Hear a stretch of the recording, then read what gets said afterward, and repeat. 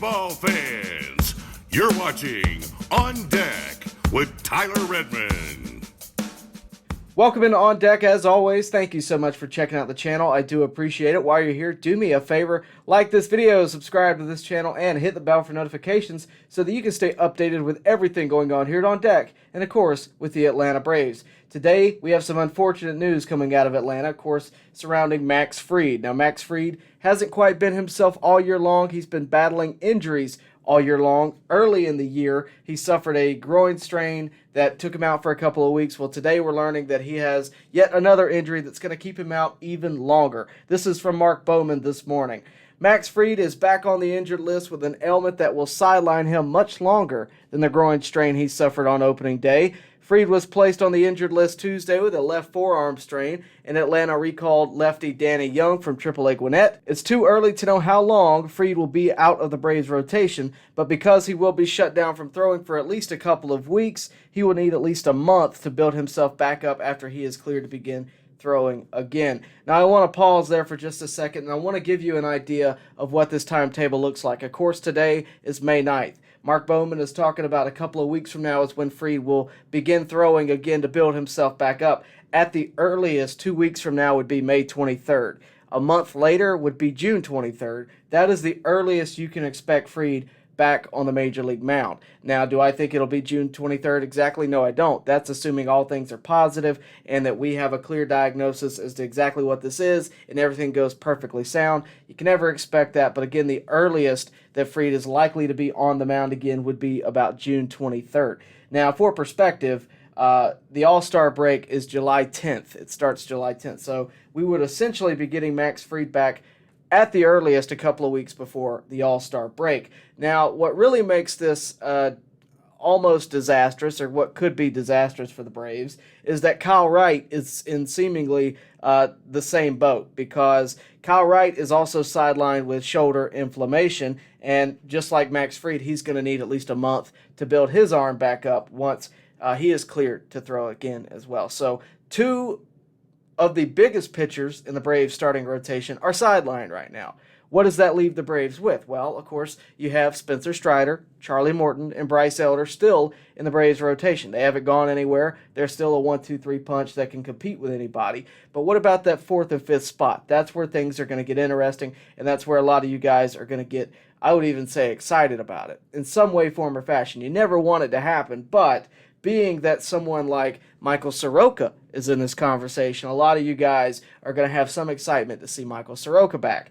That is not necessarily the first option, though, and I want to talk about that for a second. Dylan Dodd, Jared Schuster, and, of course, Michael Soroka are the most likely candidates to be called up for this fourth and fifth spot. The first that is most likely would probably be Jared Schuster. Jared Schuster had a great outing in his last appearance in AAA. He threw 6 scoreless and hitless against Charlotte on Friday, so that's something to keep in mind. Soroka, on the other hand, has a 5.23 ERA through his first 5 starts in AAA. He's allowed 17 hits, but just 3 extra base hits, so that's nice, while totaling just 7 innings over his past 2 starts. Guys, it's also hard to value AAA stats to some degree because, especially with Soroka, Soroka's not a strikeout guy. Soroka's a pitch-to-contact guy, gets a lot of ground ball outs. You never know how many of these hits could have been outs at the major league level. Just want to point that out. But the bigger factor here is that the Atlanta Braves have gone to Dylan Dodd and Jared Schuster already this year. Schuster did come out on opening day. He was on the opening day roster, but he posted an 8.31 ERA in 2 starts before being sent back down. Dodd has allowed 3 runs or fewer in 2 of the 3 starts made for Atlanta this year. He has limited the Marlins to 3 runs as late as Thursday. So those 2 guys the Braves have gone to, they feel comfortable going to. They also probably have options. They're young, so they can afford to send them up, send them down a little more than Soroka. But also, they don't want to rush Soroka back because ideally you bring Soroka back and he stays up. He doesn't go back down. That's ideally. And of course, pending his future, what it's going to be. But it would be a great story. And look, I've told you this before. There is no bigger fan of Michael Soroka than myself. I would love to see him back. I'd love to see him come back from the Achilles tear. the multiple Achilles tears from a couple of years ago. That would be a great thing for Braves country, and I think a great thing for Michael Soroka, and really a great thing for baseball to see that young star get another chance at the major league level.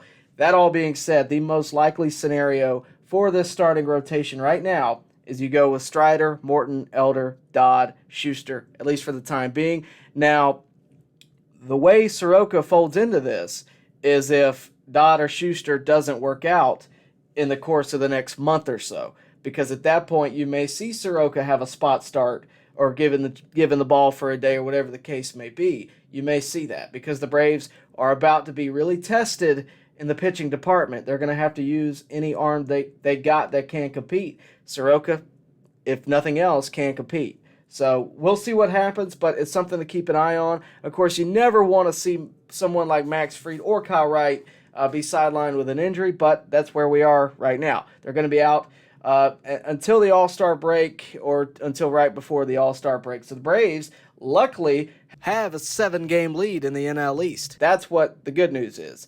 They're going to have to fight to keep it there as best they can across the next month because it's going to be a tough feat to do. Hey guys, want to give you the chance to meet some of your favorite Atlanta Braves, current and former. This is presented by BP Sports and Collectibles in Marietta, Georgia, some good friends of mine. Starting on May 19th and going through the 21st, on Friday, May 19th, you can meet ex-Atlanta Braves Sid Breen. This will be from 5 p.m. to 7 p.m. He will sign autographs for $25 and less. On Saturday, you can meet the reigning Rookie of the Year, Michael Harris II, at 11 a.m. to 12:30 p.m., and later on, you can meet Atlanta Falcons quarterback Desmond Ridder from 2 p.m. to 3 p.m. And on Sunday, you can meet Braves Hall of Famer, and I think soon-to-be Cooperstown Hall of Famer, Andrew Jones. That's going on from 2 p.m. to 4 p.m. And later on, you can meet Braves first baseman Matt Olson. That's going on right around 5:30, right after the Braves game on that day.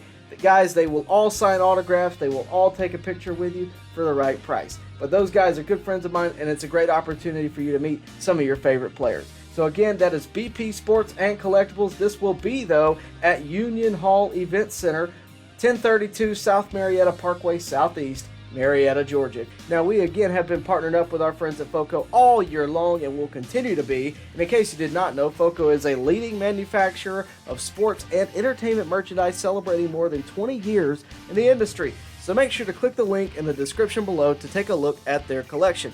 And you guys get 10% off when entering the code ONDECK10. So you don't want to waste it. Again, go check out that collection. The link is in the description below. And as always, thank you for watching.